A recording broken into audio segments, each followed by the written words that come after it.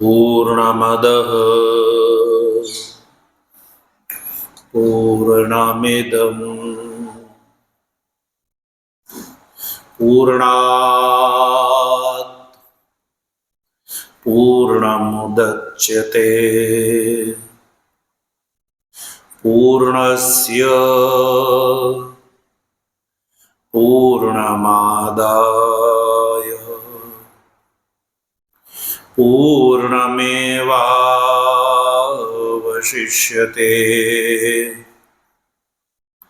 ॐ शान्ति शान्ति शान्ति।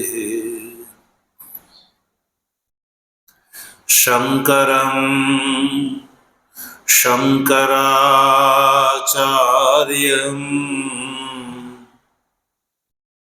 केशवं बादरायणं सूत्रभाष्य कृतौ वन्दे भगवन्तौ पुनः पुनः। ईश्वरो गुरुरात्मेति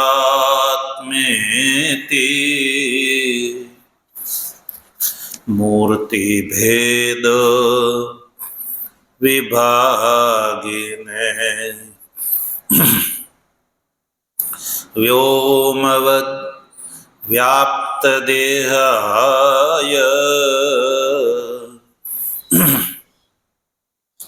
दक्षिणामूर्तये नमः। ओम शांति शांति शांति।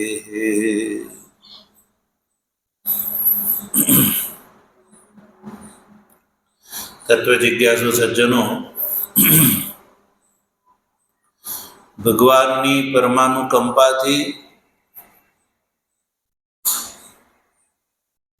सायंकालीन स्वाध्याय श्रृंखला अंतर्गत ईशावास्य उपनिषदना शांकर भाष्य सहित विचार क्रम में प्रथम 3 मंत्रों भाष्य सहित विचार कर्या पछी चतुर्थ श्लोकनी चर्चा चाली रही है। सज्जनों, आ श्लोक में ईशावास्य श्रुति आत्मतत्वनु स्वरूप बतावी रही है। शू बतावे छे? आत्मानु स्वरूप। केवा आत्मानु स्वरूप? तो कहो कि जे आत्मा ने नहीं जाणीने अविद्वांस जे छे संसारनी अंदर संसरण करे छे अने एनाथी उल्टो विद्वान जेने जाणीने मुक्त थई जाय छे। आवो महिमाथी युक्त जे आत्मतत्वनो जे स्वरूप छे ए आ भगवती श्रुति चतुर्थ श्लोकनी अंदर बतावी रही है।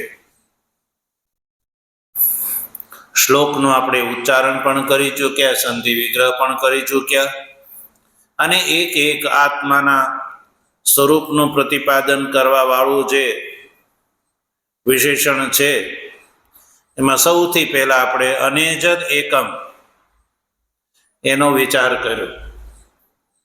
अनेजत आत्मा अनेजत छे अने एक छे। तो श्रुति में तो अनेजत अने एकम एवा शब्दनो प्रयोग कर्यो, पण भाष्य दृष्टिथी जोता अनेजत अने एकम आ बंने शब्दनो अर्थ छे। अनेजतनो अर्थ छे પોતાની અવસ્થાથી પ્રચ્યુતિથી રહિત. અને એકમનો અર્થ છે સર્વદા એક રૂપમ, ભાષ્યમાં જ છે. અનેજતનો અર્થ છે પ્રચ્યુતિથી રહિત, ચલનથી રહિત છે. પોતાની અવસ્થાથી ક્યારેય એનો પ્રચય નથી થતો, નાશ નથી થતો, અને સર્વદા એકરૂપ છે. અર્થાત કે આત્મા અવિક્રિય અને એક છે. ટોટલ અર્થ શું થયો? અવિક્રિય અને એક છે.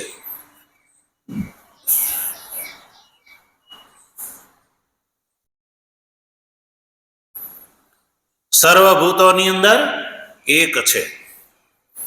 અનેજતનો અર્થ છે પ્રચ્યુતિથી વર્જિત અને સર્વદા એકરૂપ. અને એકનો અર્થ છે બધા જ ભૂતોની અંદર એક રૂપથી વિદ્યમાન.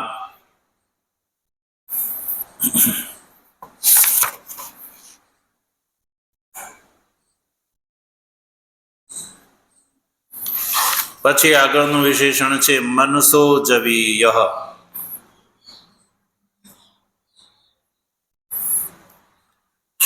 આ વિશેષણમાં આત્માના ઔપાધિક સ્વરૂપનું વર્ણન કર્યું. અનેજત અને એકમ એ બે વિશેષણથી આત્માના નિરુપાધિક સ્વરૂપનું વર્ણન કર્યું. અને મનસો જવીય આ વિશેષણથી આત્માના સૌપાધિક સ્વરૂપનું વર્ણન કર્યું. અને સ્વર્ગ ગમન અને નરક ગમન રૂપી જે સાંસારિક વ્યવસ્થા છે એ સૌપાધિક દ્રષ્ટિથી છે એ વાત કરી. ઉપાધિના અનુવર્તનથી વિક્રિયાદી વ્યવહારનો આશ્રય આત્મા છે, પણ નિરુપાધિ દશામાં આત્મા અવિક્રિય અને એક છે. ઉપાધિના અનુવર્તનના કારણે આત્માની અંદર વિક્રિયાદીનો વ્યવહાર દેખાય છે, પણ વાસ્તવિક નથી.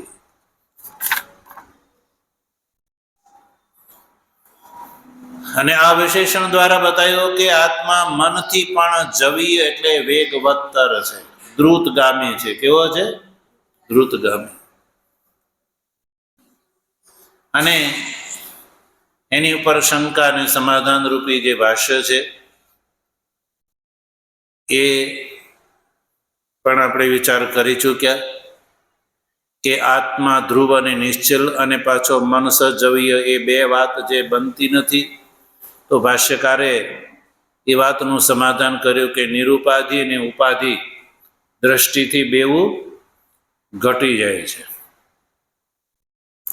નિરુપાધિક રૂપથી આત્મા અનેજત અને એક છે એવું કહ્યું, અને ઉપાધિ દ્રષ્ટિથી મનસ જવીય એવું કહ્યું. મનથી એટલે અંતઃકરણથી પણ જવીય છે.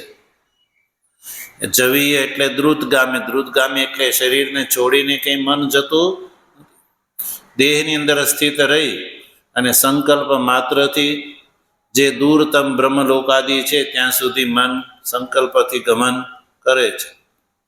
સંકલ્પથી ક્ષણ માત્રથી મન જે છે એ દૂર સુધી પહોંચી શકે છે.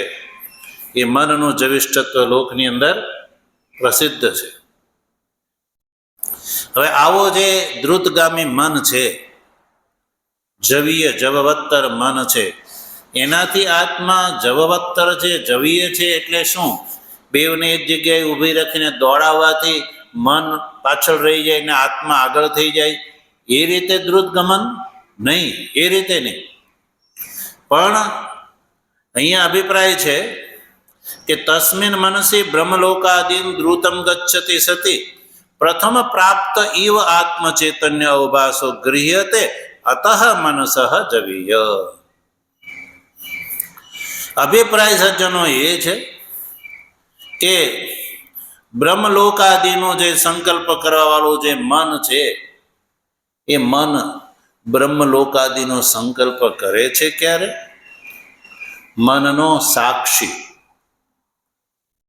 સાક્ષી રૂપથી ભાસમાન ચૈતન્ય પ્રકાશ જે છે એના રહેવાથી મનની અંદર સંકલ્પ વિકલ્પ ક્યારે થઈ શકે છે? મનનો સાક્ષી જે છે સાક્ષી રૂપથી ભાસમાન ચૈતન્ય પ્રકાશના કારણે. તો ભાઈ મનની અંદર સામર્થ્ય જે સંકલ્પનો છે, બ્રહ્મલોકાદિના સંકલ્પનું સામર્થ્ય છે, શેના કારણે? મનના સાક્ષીના કારણે. એટલે આત્મા જે છે, મન જ્યારે સંકલ્પ કરે છે એ પહેલાથી સાક્ષી રૂપથી ભાસમાન ચૈતન્ય પ્રકાશ જે છે એ મનથી પ્રથમ પ્રાપ્ત છે. કેવો છે? એટલે કયો? પ્રથમ પ્રાપ્ત ઈવ.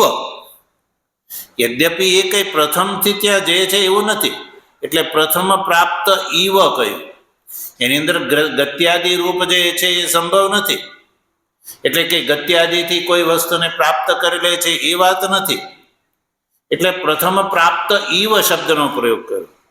એટલે મનની પણ એ પૂર્વે છે. મન છે એ તો કાર્ય છે અને આત્મા કારણ છે. એટલે કારણ જે છે એ કાર્યની પૂર્વવર્તી હોય છે, એટલે એને પ્રથમ પ્રાપ્ત ઈવ કહ્યું. એટલે સજ્જનો આત્મચૈતન્ય અવભાસ ગૃહ્યતે, પ્રથમ પ્રાપ્ત હોય એ રીતે આત્મચૈતન્ય અવભાસ જે છે એ ગ્રહણ થાય છે મનની પહેલા. આત્મચૈતન્ય રહેવાથી જ મન જે છે સંકલ્પ કરી શકે છે. એટલે આત્મા એનાથી પૂર્વે છે. એટલે એ દ્રષ્ટિથી કહ્યું કે અતઃ મનસો જવીય ઇતિ આહ. એટલે કહ્યું મનથી પણ જવીય છે. તો સજ્જનો અહીંયા સુધી મનસો જવીય એ પદ છે એનું ભાષ્ય કર્યું, એનો અર્થ આપણે સમજ્યા. હવે આગળનું વિશેષણ શ્લોકમાં શું છે? નૈનાદ દેવા આપનુવન. હવે આપણે એને જોઈએ. હવે ભાષ્યકાર નૈનાદ દેવા આપનુવન એ વિશેષણને ઉઠાવે છે ભાષ્ય કરવા માટે. જો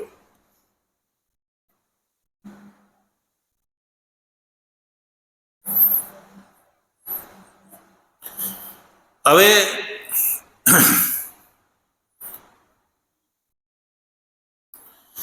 જ્યારે આવું કહ્યું કે આત્મા મનથી પણ જવીય છે એવું જ્યારે કહ્યું ને, તો સજ્જનો એક શંકા ઊભી થાય છે. જવીયસ્ત્વ કહેવાથી એક શંકા ઊભી થાય છે કે જે વસ્તુ જવીય હોય, વેગવાલી હોય, જેમ કે અશ્વ. અશ્વ કેવો છે? વેગવાળો છે.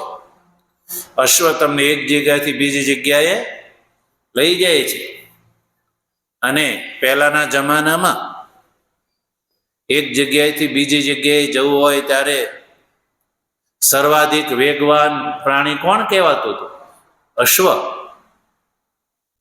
ઊંટ, હાથી વગેરે પણ જે છે આરૂઢ થવા માટે વપરાતા હતા, પણ અશ્વની સમાન એ વેગવાન નથી. તો અશ્વ જે છે એ પણ જવીય છે. કેવો છે? જવીય, વેગવત્તર છે. તો જે રીતે અશ્વ છે એ જવીય છે, તો ભાઈ અશ્વને આપણે ચક્ષુરાદિ દ્વારા જોઈ શકીએ છીએ. અશ્વાદિની અંદર ચક્ષુરાદિ ગ્રાહ્યત્વ છે. ચક્ષુરાદિ દ્વારા આપણે અશ્વની જે હોડ હોય, રેસ હોય, તો આપણે એને જોઈ શકીએ છીએ. તો શું આત્મા જે છે એ પણ મનથી જવીય છે? તો એ પણ અશ્વની માફક શું ચક્ષુરાદિ દ્વારા એ જોઈ શકાય છે? તો ચક્ષુરાદિ દ્વારા એ ગ્રાહ્યત્વ પ્રાપ્ત થયું. ચક્ષુરાદિનો એ વિષય છે એવો અહીંયા શંકા ઊભી થઈ. તો સજ્જનો, આ શંકાને ધ્યાનમાં રાખીને ભગવાન ભાષ્યકાર શ્લોકમાં જે આગળનું વિશેષણ છે એ ઉઠાવે છે. અને ધ્યાનમાં રાખીને કહ્યું નૈન દેવા આપનુવન. શ્રુતિ એવું કહ્યું, નૈન દેવા આપનુવન.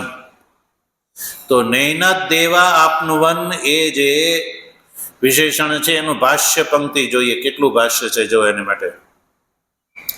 નૈનત દેવા દ્યોતનાદ દેવાહ ચક્ષુરાદીની ઇન્દ્રિયાણી એતત પ્રકૃતમ આત્મતત્વમ ન આપનુવન ન પ્રાપ્તવંતઃ. આટલી ભાષ્ય પંક્તિ જે છે એ નૈનત દેવા આપનુવન એ પદનું ભાષ્ય અર્થ કરે છે.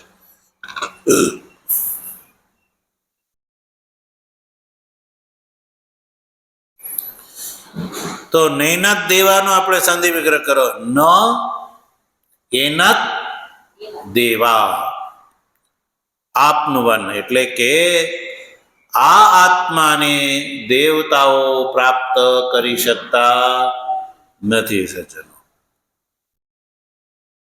એનત દેવા ન આપનું વન. તો ભાષ્યકાર સૌથી પહેલા આ જે વિશેષણ છે ને એમાં દેવા શબ્દનો અર્થ સૌથી પહેલા કરે છે.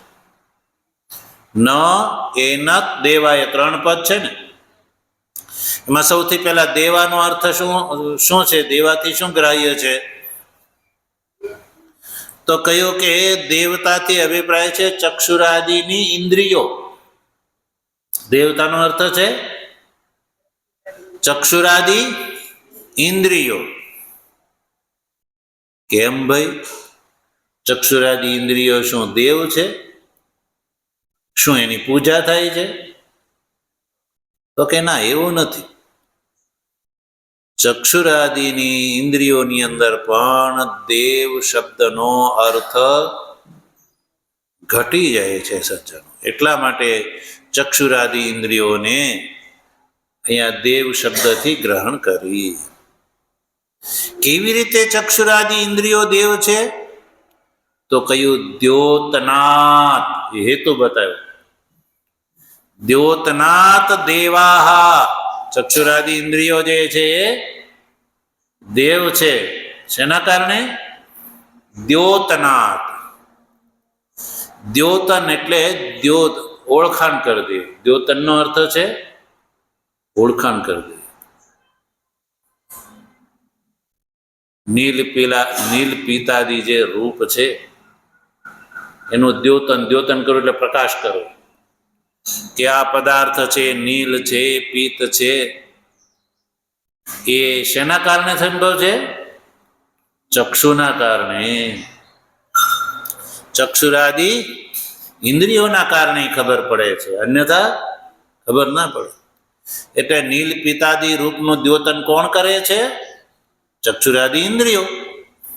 એટલે દ્યોતન કર્તૃત્વના કારણે, દ્યોતનાત એટલે દ્યોતન કરવા વાળી હોવાથી ઇન્દ્રિયોને દેવા શબ્દથી કહી દ્યોતન કરી દે છે. જે વ્યક્તિ જે પદાર્થ દ્યોતન કરવા વાળો હોય એને શું કહેવાય? દેવ. એટલે દ્યોતનાત દેવા ચક્ષુરાદિ ઇન્દ્રિયાણી, ચક્ષુરાદિ ઇન્દ્રિયોને દ્યોતન કરવાના કારણે દેવ કહેવામાં આવે છે. એટલે દેવથી અહીંયા ટોટલ અર્થ શું ગ્રહણ થયો? ચક્ષુરાદિની ઇન્દ્રિયાણી. તો હવે આવી જે ચક્ષુરાદિ ઇન્દ્રિયો છે એ તત્, ચક્ષુરાદિ ઇન્દ્રિયાણી પછી શું શબ્દ આવ્યો? એ તત્, એ મૂળનો શબ્દ છે. એતત એટલે એતત્નો અર્થ છે પ્રકૃતમ આત્મતત્વમ. એતત્નો અર્થ છે જેની વાત ચાલી રહી છે એ આત્મતત્વ. પ્રકૃતમ એટલે જેની વાત ચાલી રહી છે. આ શ્લોકમાં શું વાત ચાલી રહી છે? આત્માના સ્વરૂપનું વર્ણન થઈ રહ્યું છે. સૌ પ્રથમ ભાષ્યકારે શું કહ્યું કે આ શ્લોકની અંદર આત્મતત્વના સ્વરૂપનું વર્ણન કરે છે. એટલે પ્રકૃતિ વાત જે છે ચાલી રહી છે આત્માની. એટલે પ્રકૃત શબ્દ એટલે આત્મતત્વ. એતત શબ્દનો અર્થ છે પ્રકૃતમ આત્મતત્વ. એટલે પ્રકૃત જેની વાત ચાલી રહી છે એવું જે આત્મતત્વ છે એ આત્મતત્વમ એટલે આત્મતત્વને દેવા એટલે કે ચક્ષુરાદિ ઇન્દ્રિયો ન આપનુવન. આપનુવન ન આપનુવન નો અર્થ કર્યો ન પ્રાપ્તવંત.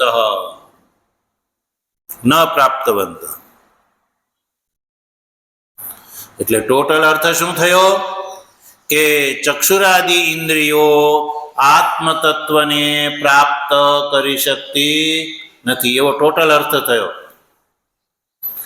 ભાષ્યના દ્વારા અર્થ સમજવાથી ખબર પડી કે નૈનાદ દેવા આપનુવન એ કથનમાં શ્રુતિનો અભિપ્રાય છે કે આ જે પ્રકૃત આત્મતત્વને ચક્ષુરાદિ ઇન્દ્રિયો પ્રાપ્ત કરી શકતી નથી. ન પ્રાપ્તવંત એટલે પ્રાપ્ત કરી શકતી નથી. તો ન પ્રાપ્તવંત એનાથી પણ સ્પષ્ટ નથી થતું, એટલે ટિપ્પણીકારે જો સ્પષ્ટ કર્યું. ટિપ્પણીકારે શું કીધું? ન વિષયી કર્તુમ શક્નુવંતી ઇતિ યાવત. ન પ્રાપ્તવંત એ ભાષ્ય જે છે એનો અર્થ એવો લેવાનો છે કે ચક્ષુરાદિ ઇન્દ્રિયો આત્મતત્વને પોતાનો વિષય બનાવી શકવા માટે સમર્થ નથી.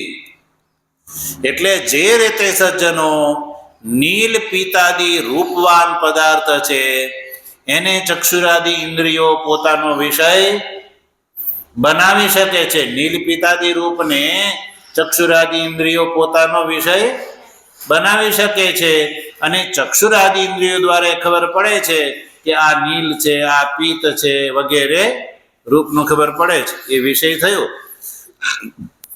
એ રીતે સજ્જનો ચક્ષુરાદિ ઇન્દ્રિયો દ્વારા આ જે આત્મા છે એનો વિષય થતો નથી. ચક્ષુરાદિ ઇન્દ્રિય દ્વારા ખબર નથી પડતી કે આત્મા અનેજત છે, એક છે. એ ચક્ષુરાદિ ઇન્દ્રિયોથી જોવાથી ખબર પડતી, બલકે ચક્ષુરાદિ ઇન્દ્રિયોથી આત્મા જે છે એનું દર્શન સંભવ જ નથી. કોઈ એમ કે મને આત્મા દેખાડો, મારે જોવો છે તો હું માનું, તો એ રીતે આત્મા એ ચક્ષુનો વિષય નથી. ચક્ષુનો વિષય, ચક્ષુ જે છે સજ્જનો એ બહુ સીમિત છે. એ કેવલ રૂપનું જ ગ્રહણ કરી શકવા સમર્થ છે. કેવલ રૂપનું ગ્રહણ કરી શકે. જ્યારે તમારે શબ્દ સાંભળવો હોય ત્યારે ચક્ષુ કામમાં નથી આવતી, એ વખતે તમારે શ્રોત્ર ઇન્દ્રિયની જરૂર પડે છે.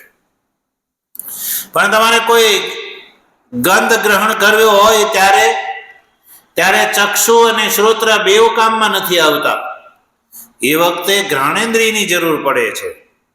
તો સજ્જનો આ જે ચક્ષુરાદિ ઇન્દ્રિયો જે છે એની બહુ સીમિત શક્તિ છે. આવી સીમિત શક્તિવાળી ઇન્દ્રિયો જે છે એ આવા મહાન આત્માને કેવી રીતે વિષય કરી શકે? એટલે કયું ન પ્રાપ્તવંત. હવે કેમ ભાઈ, એમાં શું વાંધો? ચક્ષુરાદિ ઇન્દ્રિયોનો વિષય આત્મા કેમ નથી બનતો? તો એનું કારણ બતાવે છે, હેતુ બતાવે. જો આગળ, તેભ્યો મનોજવીયો મનોવ્યાપાર વ્યવહિતત્વાત. એ હેતુ છે. ચક્ષુરાદિ ઇન્દ્રિયો આત્માને પોતાનો વિષય કેમ નથી બનાવી શકતી? તો ભાષ્યકાર કહે છે કે જો ભાઈ ચક્ષુરાદિ ઇન્દ્રિયોનો વ્યાપાર છે ને એને કરવો હોય તો મનની બાધા રહેલી છે. શેની? મનની. તેભ્યઃ મનઃ જવીય. તેભ્યથી અભિપ્રાય છે ઇન્દ્રિયેભ્ય. ઇન્દ્રિયો કરતા મન જે છે એ તેભ્ય મનઃ જવીય. ઇન્દ્રિયો કરતા મન જવીય છે. ઇન્દ્રિયો કરતા મન જવીય છે. મનઃ જવીય. હવે ઇન્દ્રિયોને કોઈ વ્યાપાર કરવો હોય ઇન્દ્રિયોનો વ્યાપાર છે મનોવ્યાપાર વ્યવહિતત્વાદ. મનસ જવ્યસ્ત્વમાં હેતુ બતાવે છે મનોવ્યાપાર વ્યવહિતત્વાદિતિ. ચક્ષુરાદિની પ્રવૃત્તિ છે ને મનોવ્યાપાર પૂર્વક છે. મન વગર ચક્ષુરાદિ ઇન્દ્રિયો પ્રવૃત્તિ કરી શકતી નથી સજ્જનો. તો પછી આત્મા જે છે મનનો વિષય ન હોય, મન કરતા જવી હોય, તો એવા આત્માને ઇન્દ્રિયો કેવી રીતે વિષય કરી શકે? ઇન્દ્રિયોનો વ્યાપાર તો મનના વ્યાપારથી વ્યવહિત છે, મન વ્યાપાર પૂર્વક છે. એટલે ઇન્દ્રિયો કરતા તો મનઃ જવીય છે. મન છે એ વધારે બળવાન છે અને આત્મા મનથી પણ જવીય છે. એટલે સજ્જનો, ઇન્દ્રિયોને વ્યાપાર કરવો હોય તો મનની જરૂર પડે છે. કેમ? જો એ વાત પણ અનુભવનો વિષય છે. રોડ ઉપર તમે લોકો જતા હો અને તમે કંઈક અંદર મનમાં વિચાર કરતા હો, સામે તમારો કોઈ પરિચિત વ્યક્તિ મળે, દૂર હોય, એ તમને જોવે છે, એ તમારી સામે હાય હલ્લો કરવા માંગે છે, તમને ઓળખી ગયો છે અને તમે વિચાર કરતા કરતા જઈ રહ્યા છો, તમારું ધ્યાન પણ એની બાજુ ગયું. એ વ્યક્તિ સમજે છે કે જો મારી સામે જોયું, પણ ચક્ષુથી તમે એની સામે જોયું છે, પણ ચક્ષુની સાથે તમારું મન જોડાયેલું નથી. એટલે તમે એ વ્યક્તિને જોયો છતાં નથી જોયો. પછી પાછો કંઈક બીજી જગ્યાએ મળે તો તમને કહે, અરે તો એ તો તું સામે મળ્યો, મેં તારી સાથે મારી સામે પણ જોયું, પણ તું મારી સાથે કંઈ બોલ્યો? તો તમે કહેશો કે હવે ભાઈ મારું ધ્યાન નહીં હોય. શું કીધું? મારું નહીં, પણ તે મારી સામે જોયું ને. તો સામે જોયું, ચક્ષુથી જોયું, પણ ચક્ષુની સાથે મન જોડાયેલું નહોતું. એટલે ચક્ષુથી જે રૂપનું જ્ઞાન જે છે થતું નથી. એટલે ચક્ષુરાદિ ઇન્દ્રિયોનો વ્યાપાર મનના વ્યાપાર પૂર્વકનો છે.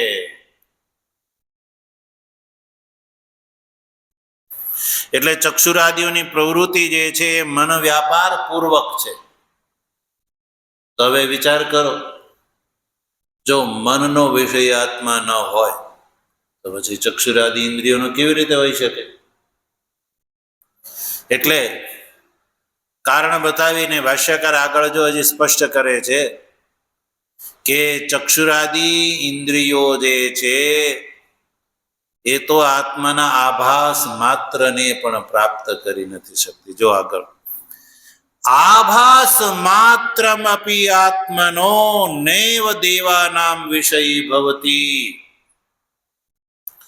દેવાનામનો અર્થ છે ચક્ષુરાદિ ઇન્દ્રિયાણામ. કારણ કે ઇન્દ્રિયોનો વ્યાપાર મન વ્યવહિત છે કે નહીં?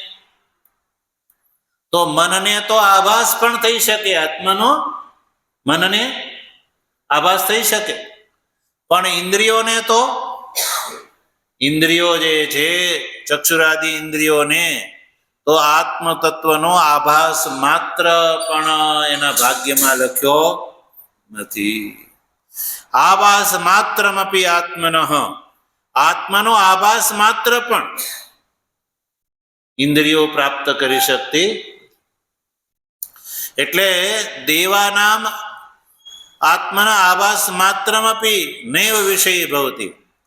આત્માનો આભાસ માત્ર જે છે એ પણ ઇન્દ્રિયોનો વિષય નથી બની શકતો. આત્માની વાત તો દૂર, પણ આત્માનો આભાસ પણ ચક્ષુરાદિ ઇન્દ્રિયોનો વિષય નથી બની શકતો. કેમ આભાસ ન બની શકે? ઇન્દ્રિયોની પ્રવૃત્તિ જે છે એ આત્મતત્વના રહેવાથી થાય છે. તો ભાઈ સ્વની અંદર સ્વની પ્રવૃત્તિ થઈ શકતી નથી.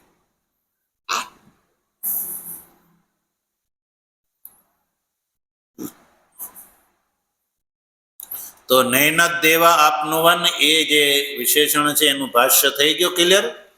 સ્પષ્ટ થઈ ગયું?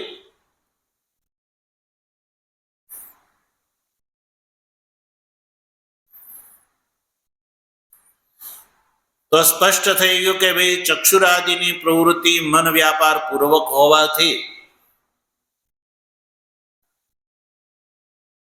ચક્ષુરાદિનો વિષય આત્માનો આભાસ, આત્માની વાત તો દૂર, પણ આત્માનો આભાસ પણ ચક્ષુરાદિ ઇન્દ્રિયનો વિષય નથી થઈ શકતો.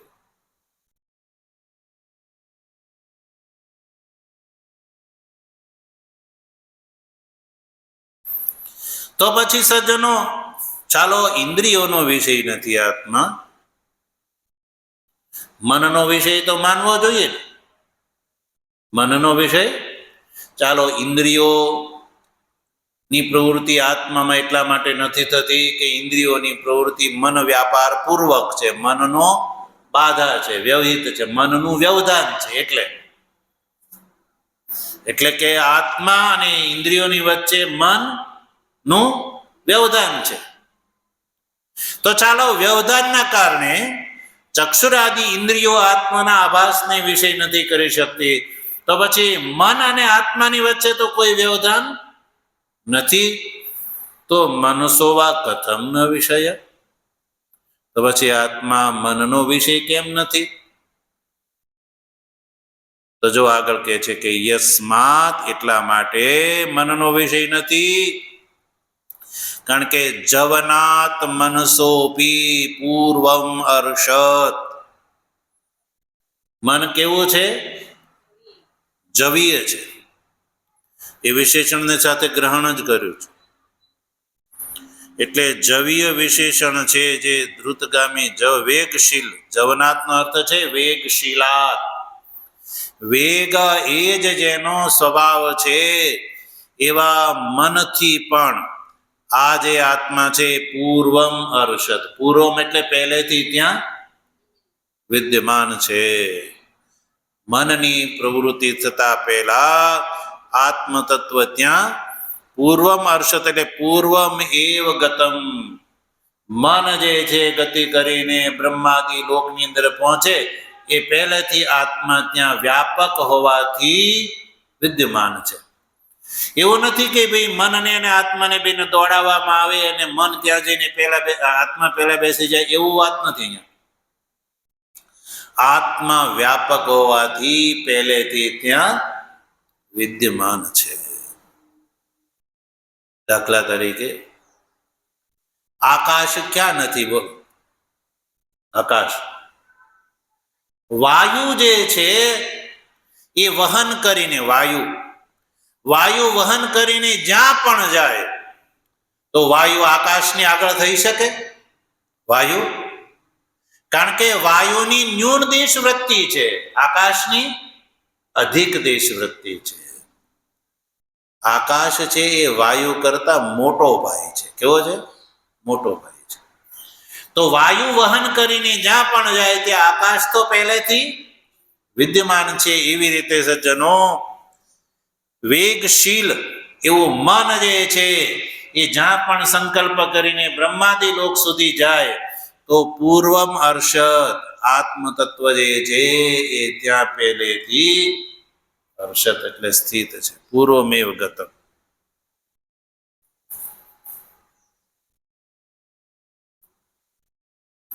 પહેલેથી ત્યાં એ વ્યાપક હોવાથી વિદ્યમાન છે.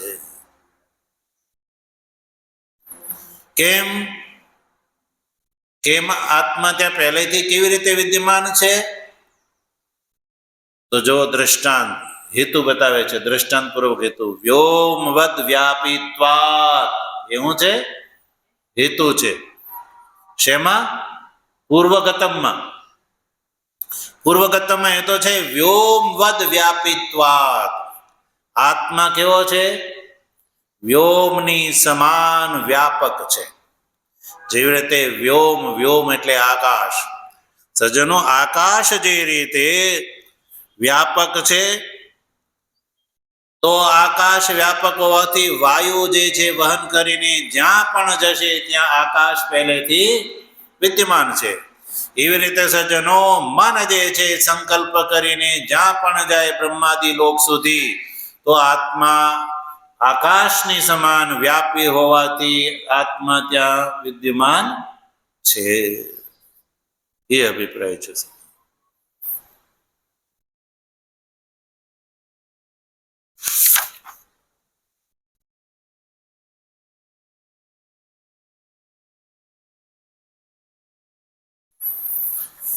હવે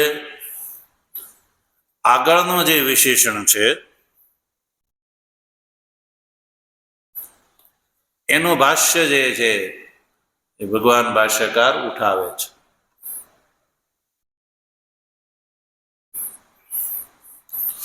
પૂર્વમ અર્ષત પછી શું આવ્યું શ્લોકમાં? ઉત્તરાર્ધ. શ્લોકનો પૂર્વાર્ધ જે છે એ ભાષ્ય દ્વારા એનો અર્થ સ્પષ્ટ થઈ ગયો. અનેજત એકમ મનસો જવીય નૈનદ દેવા આપનુવન અને પૂર્વમ અર્ષદ. એ ભાષ્ય દ્વારા પૂરી પંક્તિ સ્પષ્ટ થઈ ગઈ ને. અનેજત એકમનો અર્થ શું છે? જોઈને બોલો, વાંધો. સર્વદા એક રૂપ.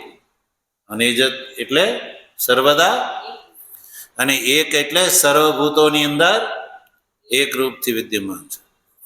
અને મન કરતા પણ વધારે જવીય છે. અને જવીય હોય તો પછી ઇન્દ્રિયોનો વિષય બને ને, તો કઈ નહીં. નૈનદ દેવા આપનું વન. ઇન્દ્રિયો, ચક્ષુરાદિ ઇન્દ્રિયો જે છે એ આ આત્માને વિષય કરી શકતી નથી.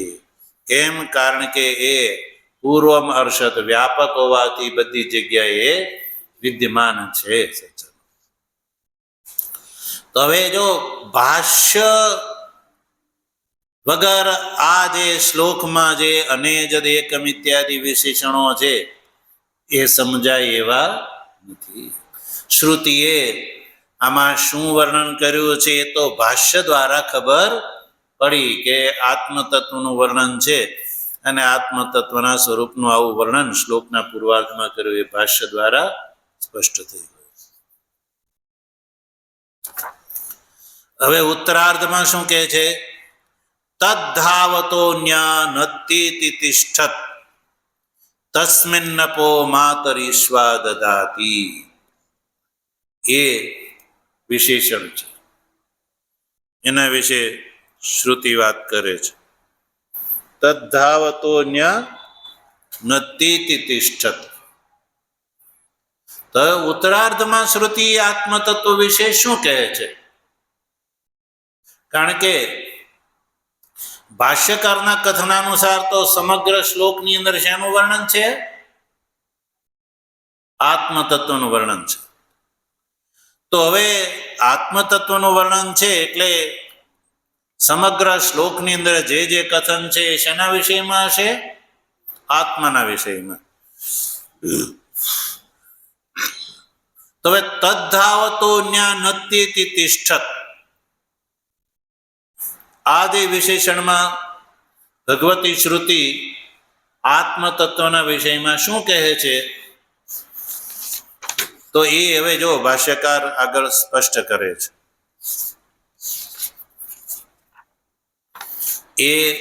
એનું ભાષ્ય અહીંયાથી શરૂ થાય છે. જો સર્વવ્યાપી તદ આત્મતત્વમ સર્વ સંસાર ધર્મ વર્જિતમ સ્વેન નિરુપાધિકેન રૂપેણ અવિક્રિયમ એવ સત ઉપાધિકૃતાઃ સર્વાઃ સંસાર વિક્રિયા અનુભવતી અવિવેકીનામ મૂઢાનામ અનેકમ ઇવ ચ પ્રતિદેહમ પ્રતિ અવભાસતે ઇતિ એતદ આહ તદ્ધાવત દ્રુતમ ગચ્છત અન્યાન આત્મવિલક્ષણાન મનોવાક ઇન્દ્રિય પ્રવૃત્તિન અત્યેતિ અતિત્ય ગચ્છતિ ઇવ ઇવ અર્થમ સ્વયમેવ દર્શયતિ તિષ્ઠત ઇતિ સ્વયં અવિક્રિયમ એવ સત ઇત્યર્થઃ. આટલો આ જે ભાષ્ય ગ્રંથ છે એ ભાષ્ય ગ્રંથની અંદર તદ્ધાવતો ન્યાનત્યેતિ તિષ્ઠત એટલા શ્લોકના અંશનું અર્થઘટન ભાષ્યકારે કર્યું છે.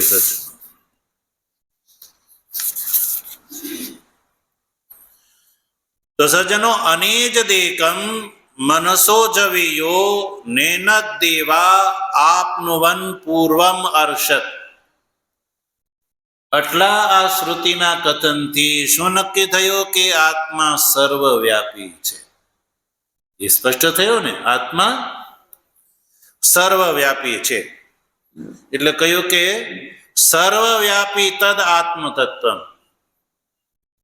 આ શ્લોકની અંદર આત્મતત્વનું વર્ણન કર્યું છે. તો આત્મતત્વનું વર્ણન અહીંયા શ્લોકમાં શું કીધું? સર્વવ્યાપી છે. આત્મતત્વ સર્વવ્યાપી એવું કહ્યું.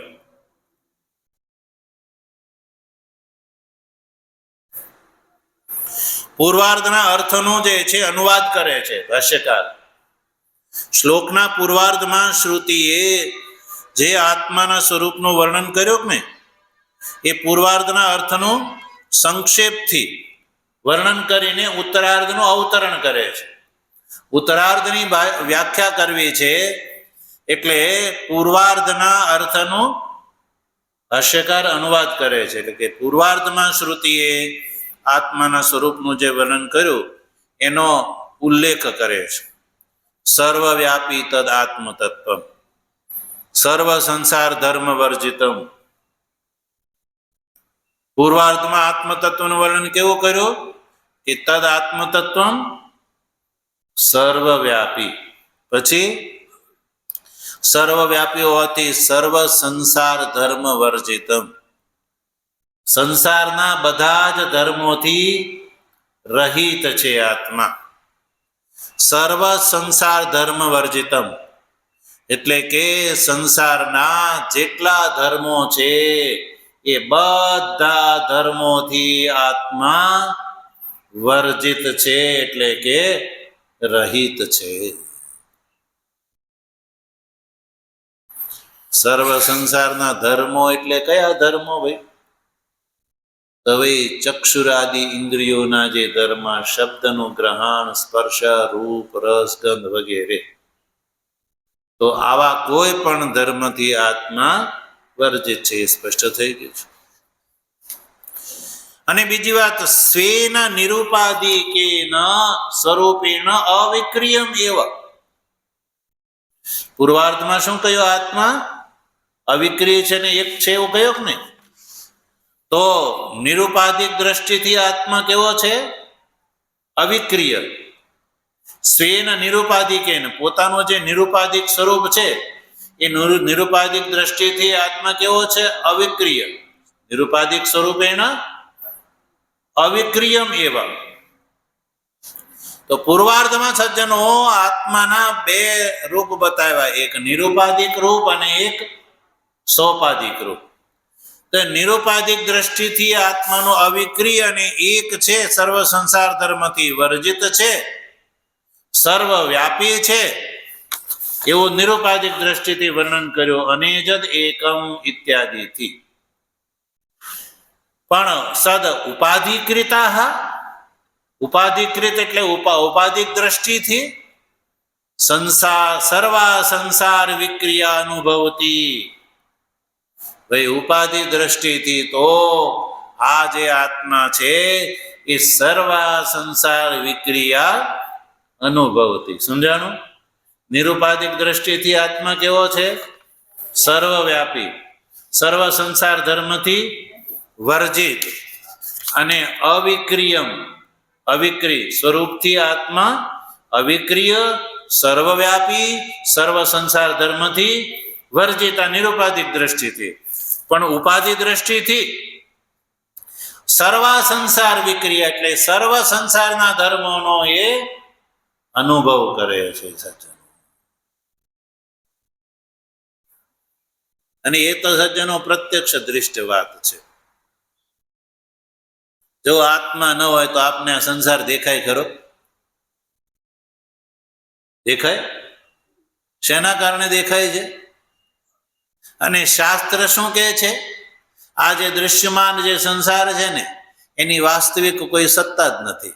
શું કહે છે? એની પારમાર્થિક સત્તા જ નથી, કેવલ વ્યાવહારિક સત્તા છે.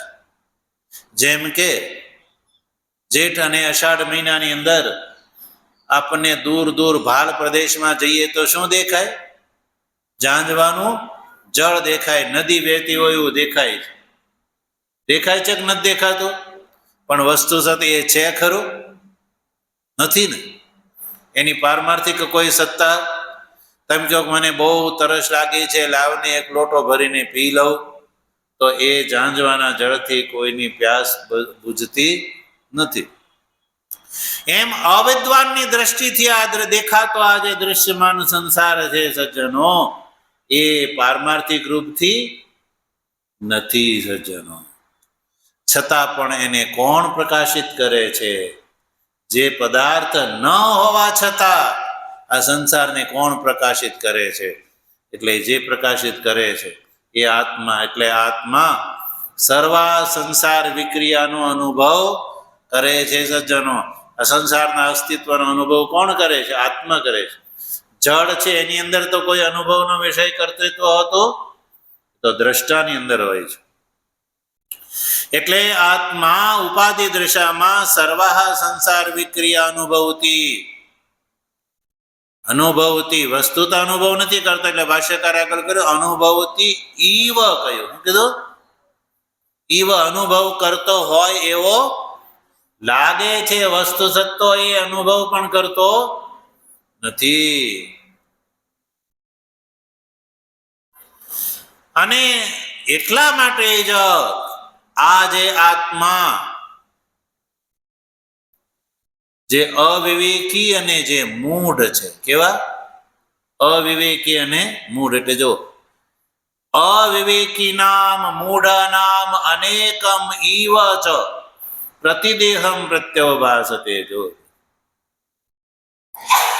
જો સંસારમાં જે અવિવેકી છે અને મૂઢ છે, અવિવેકી અને મૂઢ એવા જે જીવો છે, એવા જીવોને આ આત્મા કેવો દેખાય છે? એક હોવા છતાં અનેક દેખાય છે. પારમાર્થિક દ્રષ્ટિથી આત્મા કેવો છે? એક છે.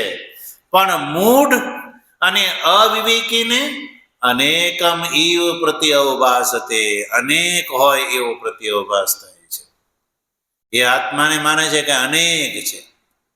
જેટલા જીવ દેહધારી જીવ છે એટલો એ આત્માની સંખ્યા માને છે. મૂઢ અને અવિવેકી શું માને છે? કે બધાનો આત્મા જુદો જુદો છે. એટલે સજ્જનો એ ઝઘડો કરે છે, એકબીજાથી દ્વેષ કરે છે. ક્યારે એ દ્વેષ કરે છે?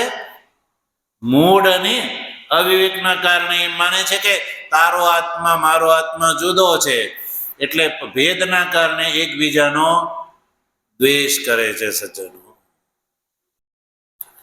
અને એટલું જ નહીં, અનેક તો માને છે ને પ્રતિદેહમ અનેકમ ઈવ, પ્રત્યેક દેહની અંદર આત્મા અલગ અલગ એ જે છે એવો એ અનુભવ કરે છે. પ્રત્યેક દેહની અંદર આત્મા જુદો જુદો છે એવું માને છે. કોણ? મૂઢ અને અવિવેકી. અને એ શા માટે એવું માને છે? કે આત્મા છે ઉપાધિના કારણે સર્વ સંસાર વિક્રિયાનો અનુભવ કરે છે અવિદ્યાના કારણે. એટલે ઉપાધિના કારણે અવિવેકી જે છે એ આ સર્વ સંસાર વિક્રિયા જે છે એ આત્માનો ધર્મ માને છે, અને આત્મા જે છે એ સર્વ પ્રકારની સંસાર વિક્રિયાનો માનો અનુભવતી. પણ અવિવેકીના મૂઢાનામ અનેકમ ઇવ પ્રતિદેહમ પ્રત્યોભાસતે. સજ્જનો અવિવેકી અને મૂઢ જે છે એ પ્રતિદેહમ અનેકમ ઇવ પ્રત્યોભાસતે. પ્રત્યેક દેહની અંદર એ દેહના ભેદથી આત્માનો પણ ભેદ છે. દેહ અનેક છે તો આત્મા પણ અનેક છે એવું એ માને છે સજ્જનો. તો મૂઢ અને અવિવેકીનું માનવું જે છે શ્રુતિ વિરુદ્ધ છે, પ્રમાણ વિરુદ્ધ છે. કેવું છે? શ્રુતિથી વિરુદ્ધ છે, પ્રમાણથી વિરુદ્ધ છે. પ્રમાણ શું કહે છે? આત્મા સર્વવ્યાપી. કેવો છે? સર્વવ્યાપી, સર્વ સંસારના ધર્મથી વર્જિત છે અને અવિક્રિય છે. મૂઢને આ દેખાતું, અવિવેકીને આ અનુભવ થતો. ભાષ્યકારે અહીંયા અવિવેકીને મૂઢ શબ્દનો જે પ્રયોગ કર્યો છે ને એ કોના માટે કર્યો છે? સામાન્ય મનુષ્ય માટે નહીં હો, મોટા મોટા દાર્શનિકો માટે છે. સામાન્ય મનુષ્યની તો આ કોઈ વાત જ નથી. અહીંયા કોઈ એનો તો કોઈ ક્લાસ જ નથી. પણ આ કોણ માને છે? જે આત્માના વિષયમાં જે રિસર્ચ કરે છે, સંશોધન કરે છે, જે દાર્શનિક ગણાય છે, જે વિચારક ગણાય છે, જે આચાર્ય ગણાય છે, એવા લોકોને પણ આ શ્રુતિનો અર્થ સમજાણો નથી.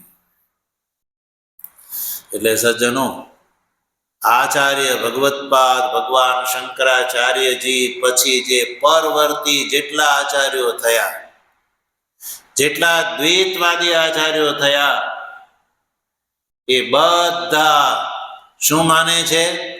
આત્માની આ જે ઉપાધિ છે કે નહીં, આત્માના ઔપાધિક સ્વરૂપને આત્માનું વાસ્તવિક સ્વરૂપ માને છે. ભાષ્યકાર એને એ સ્વરૂપને શું કહે છે? ઔપાધિક સ્વરૂપ છે. પણ પરવર્તી જે દ્વૈતવાદી આચાર્યો છે એ ઉપાધિ સ્વરૂપને વાસ્તવિક સ્વરૂપ માની બેઠા છે. અને સજ્જનો, ઉપાધિને વાસ્તવિક સ્વરૂપ માને તો જેટલા આત્મા, જેટલા દેહ છે એ બધા દેહ એ આત્માની ઉપાધિ છે. એટલે એ આત્માને દેહથી અવચ્છિન્ન પારમાર્થિક સ્વરૂપ માને છે. એટલે દેહથી અવચ્છિન્ન જે છે મૂઢ અને વિવેકી જે છે એને અનુભવ કેવો થાય છે? હું કરતા છું, હું ભોગતા છું. એટલે આવા મોટા મોટા દાર્શનિકો જે છે, મીમાંસકો જે છે, મીમાંસકો પણ શું માને છે? આત્માને કરતા અને ભોગતા માને છે. સજ્જનો, જેણે વેદ ઉપર વિચાર કર્યો છે એવા મહાન મોટા મોટા કુમારીલ ભટ્ટ જેવા જે દાર્શનિકો, જેણે વેદની એક એક પંક્તિ જે છે એનું પૃથક્કરણ કર્યું છે, આવા કુમારીલ ભટ્ટ જેવા મહાન પૂર્વ મીમાંસક, પરવર્તી આચાર્યની વાત જવા દો, એનો ક્લાસ નથી અહીંયા. પણ કુમારીલ ભટ્ટ જેવા મહાન જે વેદના જે આચાર્યો દાર્શનિકો, એને પણ એવું માન્યું કે આત્મા કરતા અને ભોગતા છે.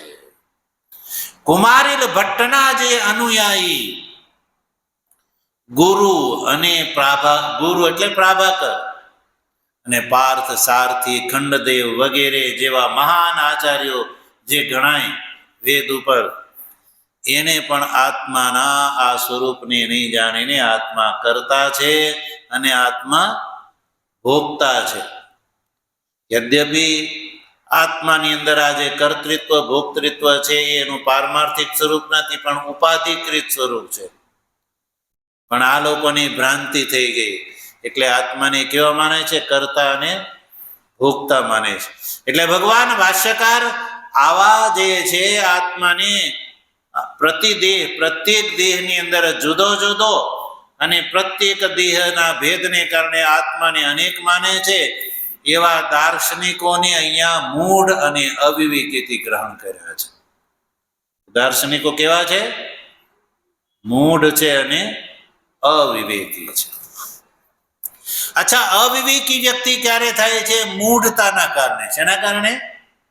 પહેલા વ્યક્તિ મૂઢ હોય ને તો જ એ અવિવેકી હોય.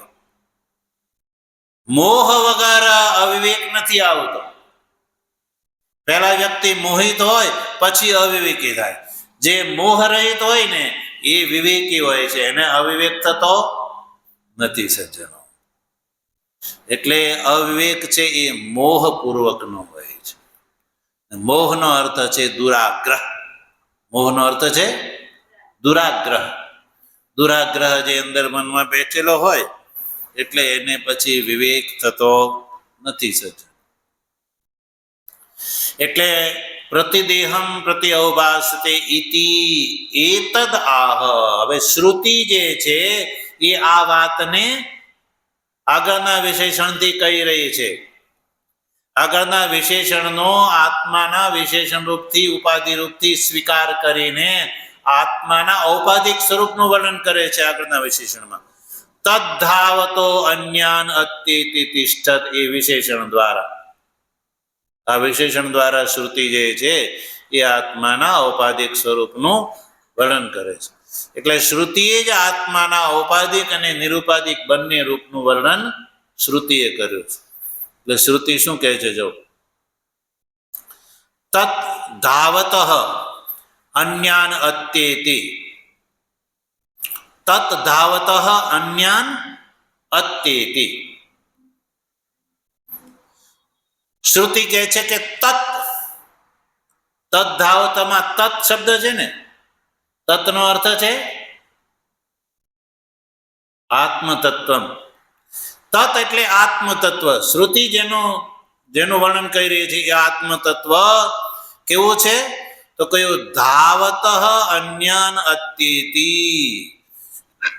જે દોડવા વાળા છે ને, આત્માથી ભિન્ન જે મન વગેરે જે દોડવા વાળા છે ને, એ દોડવા વાળાથી આ આત્મા એનાથી આગળ થઈ જાય છે. ધાવત અન્યાન અત્યેતિ. અત્યેતિ એટલે એનાથી આગળ થઈ જાય છે.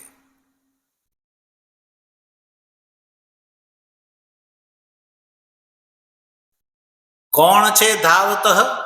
તો કયું? દ્રુતમ ગચ્છત. ધાવતનો અર્થ કર્યો દ્રુતમ ગચ્છત. જે દ્રુત એટલે ઝડપથી દોડી શકે છે. કોણ છે એવા? તો કે અન્યાન. અન્યાન એટલે બીજા. કોનાથી બીજા? આત્માથી બીજા. એટલે જો આત્મવિલક્ષણાન. અન્યાનનો અર્થ કર્યો આત્મવિલક્ષણાન. એટલે આત્માથી વિલક્ષણ. વિલક્ષણ એટલે વિરુદ્ધ ધર્મ વાળા. જો આત્માથી સંપૂર્ણ સંસાર જે છે એ વિલક્ષણ છે. શું છે? વિલક્ષણ એટલે વિરુદ્ધ છે જેનું લક્ષણ. લક્ષણ એટલે ધર્મ. ધર્મ એટલે સ્વરૂપ.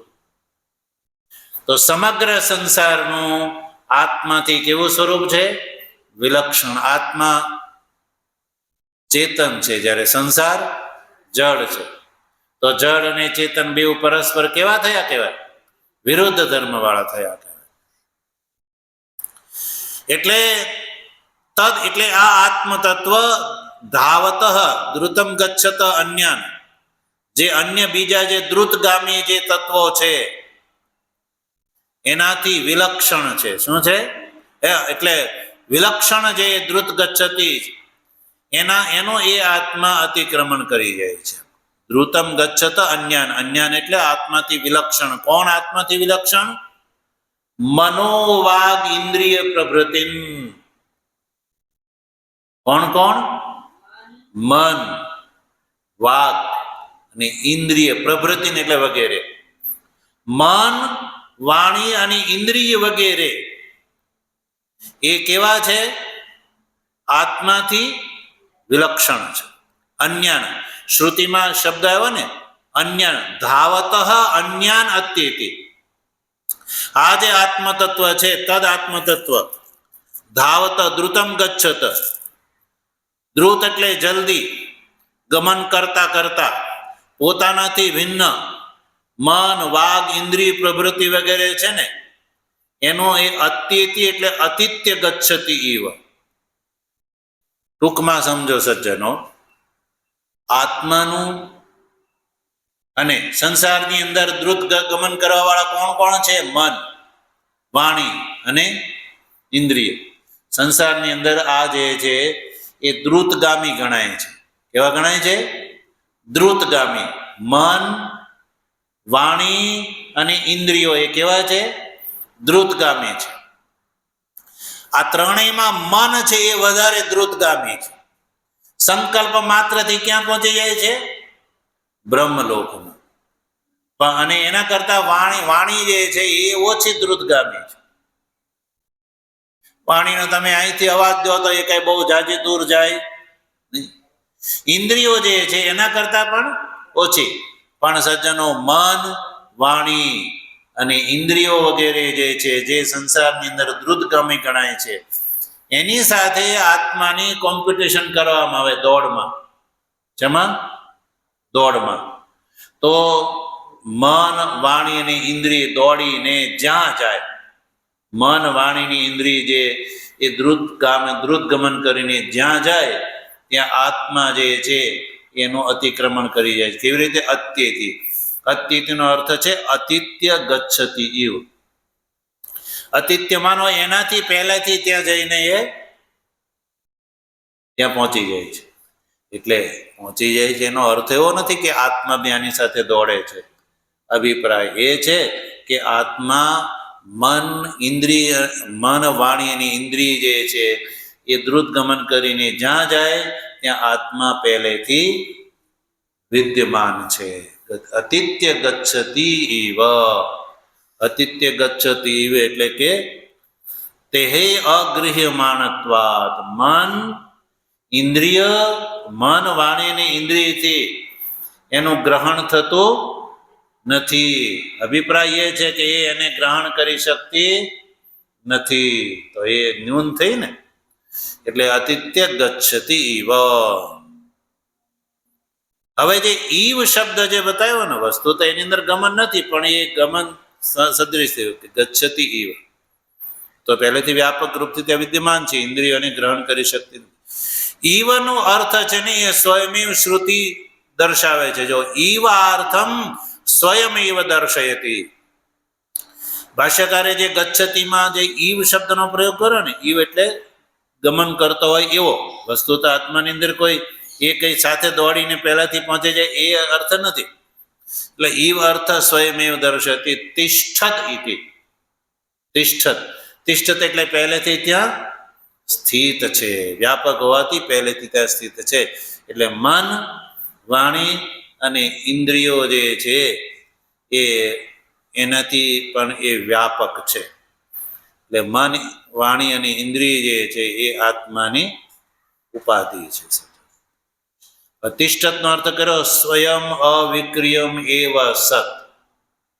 આત્મા સ્વયં શું છે? અવિક્રિયમ એવ સત ગચ્છતિ. અવિક્રિય એવ, અવિક્રિય રૂપથી એ ત્યાં પહેલેથી સત એટલે વિદ્યમાન છે. તિષ્ઠતનો અર્થ છે સત. સતને વિદ્યમાનતા છે. ઇત્યર્થ. સમજાણો? આ જે ઉત્તરાર્ધનો જે છે ભાષ્ય, તો તસ્મિન તદ્ધાવતો જ્ઞાનત્યેતિ તિષ્ઠતનો અર્થ ભાષ્યકારે સ્પષ્ટ કરી દીધો. ભાષ્યથી શ્રુતિનો અર્થ પણ સ્પષ્ટ થઈ ગયો. હવે આગળનું વિશેષણ છે સજ્જનો, ભગવાનની કૃપા છે તેમાં આગળ વિચાર કરીશું. ઓમ પૂર્ણમદઃ પૂર્ણમિદં પૂર્ણાત પૂર્ણમુદચ્યતે પૂર્ણસ્ય પૂર્ણમાદાય પૂર્ણમેવાવશિષ્યતે. ઓમ શાંતિ શાંતિ શાંતિ. શંકરં શંકરાચાર્યં કેશવં બાદરાયણં सूत्रभाष्य कृतौ वन्दे भगवन्तौ पुनः पुनः। ईश्वरो गुरुरात्मेति मूर्तिभेदविभागिने व्योमवद्व्याप्तदेहाय दक्षिणामूर्तये नमः। ओम शांति शांति शांति। सद्गुरुदेव।